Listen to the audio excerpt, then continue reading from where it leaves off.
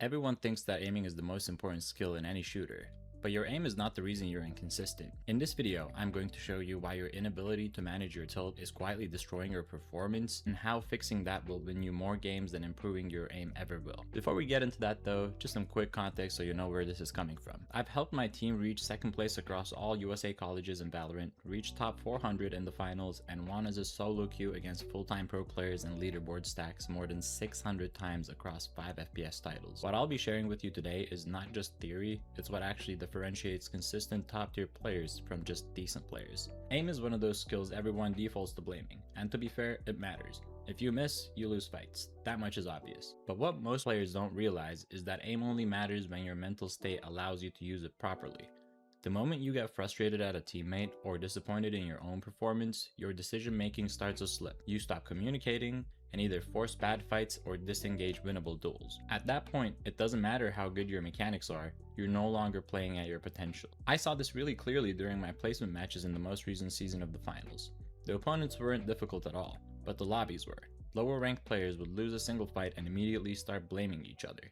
Comms would turn into arguments, someone would start trolling, and the game would effectively end right there. It wasn't aim deciding those matches, it was the team's inability to stay composed long enough to keep playing the game properly. When I climbed back into Ruby, which is top 500, the difference was immediate. People still made mistakes and lost fights, but almost no one tilted. Instead of complaining, they reset and gave information. This meant that the team could still function even when we were behind, which gave us more opportunities to recover. That's the real gap between low and high elo. Not just mechanics, but emotional control under pressure. I also learned this the hard way myself when I was grinding competitive ultra-hardcore Minecraft. I peaked around top 90 worldwide, but I couldn't push past it. Not because I lacked skill, but because I couldn't manage my own expectations. If I wasn't performing at my best, I'd get frustrated, and that frustration would carry into the next fight. I would almost always force unnecessary fights to make up for my past mistakes, which made me inconsistent and capped my progress. The worst part of this was that even on the days that I performed well, I would still feel empty, because that was now my default expectation for myself rather than something to be cherished. Your mental state directly controls your gameplay, so instead of asking how to aim better, you should be asking whether you can still make good decisions after something goes wrong. A simple way to check for this is during your next game. After your teammates underperform, if you get the urge to trash talk on voice chat, you're not losing to the enemy, you're losing to tilt and dragging your team down with you. The fix is simple but intentional.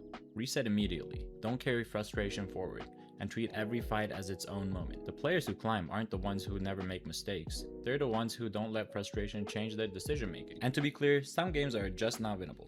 You're going to get teammates that you can't carry no matter how well you play, especially in solo queue. That's part of the system. The problem isn't losing those games, it's letting them affect the next one. At the end of the day, it's just some pixels on a screen, and even those losses are still reps. You're still improving your mechanics, your decision making, and your tilt management. The players who climb are the ones who take the loss and still go into the next game with a fresh mental. If you made it this far and you want to actually understand how to rank up in any FPS game, come join our Discord. It's a competitive FPS improvement zone where you can find your next ranked teammates for any FPS game. So the takeaway is pretty simple. Aim doesn't matter if your mental fortitude is unstable. If you can stay composed, reset quickly, and keep making good decisions, you'll outperform players with better mechanics who can't control their own emotions. That's all I wanted to say for this video. I'll put in a clip of me and my team's comms just to provide an example of what good communication can look like. Thanks for watching and good luck in your next game. They're ready for a rematch, and the retros could be their next target. Oh, here. They're like under me.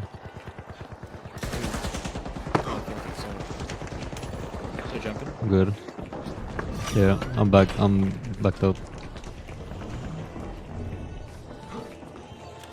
Watch out over here.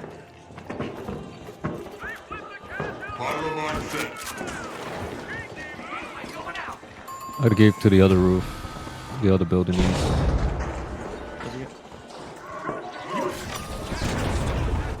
There's one here. He's half. He's out. After this, go repeat that. Like that. It's just a heavy.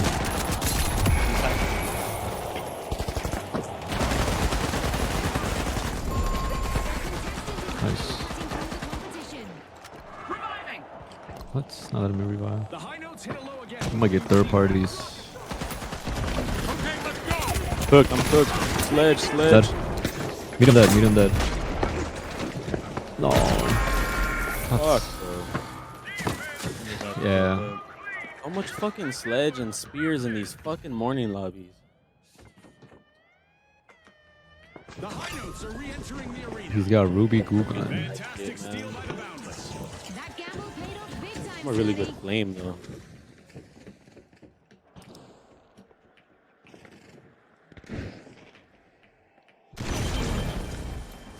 Crazy.